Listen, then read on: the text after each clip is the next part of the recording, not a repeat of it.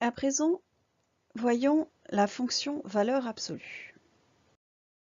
F de x égale l'opposé de x.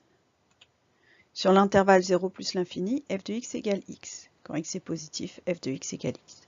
On dit que c'est une fonction affine par morceau parce que elle est définie par deux morceaux. Un morceau, c'est l'intervalle moins l'infini 0. Le deuxième morceau, c'est 0 plus l'infini. Et sur chacun de ces deux intervalles, elle est définie par une fonction affine. F de x égale x, c'est une fonction affine. F de x égale moins x, c'est une autre fonction affine. D'autre part, f de x égale moins x est une fonction affine. Le coefficient directeur est moins 1, qui est négatif, donc c'est une fonction décroissante. F de x égale x est une fonction affine croissante. Donc on en déduit les variations de la fonction valeur absolue. La fonction définie pour tout réel x par f de x égale valeur absolue de x est strictement décroissante sur l'intervalle moins l'infini 0 et strictement croissante sur l'intervalle 0 plus l'infini. On en déduit son tableau de variation. Elle est décroissante sur moins l'infini 0 et croissante sur 0 plus l'infini.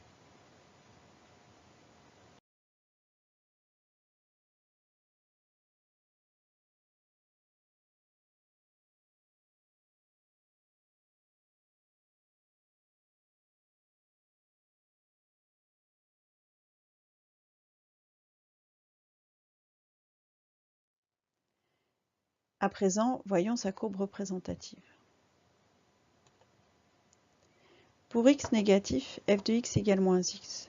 Donc sur cette portion, moins l'infini 0, elle est confondue avec la droite équation y égale moins x. Pour x positif, f de x égale x. Donc sur cette portion, 0 plus l'infini, la courbe est confondue avec la droite d'équation y égale x. La fonction valeur absolue est donc reconnaissable, en particulier par cette petite caractéristique. Elle est pointue, elle a un angle en x égale 0.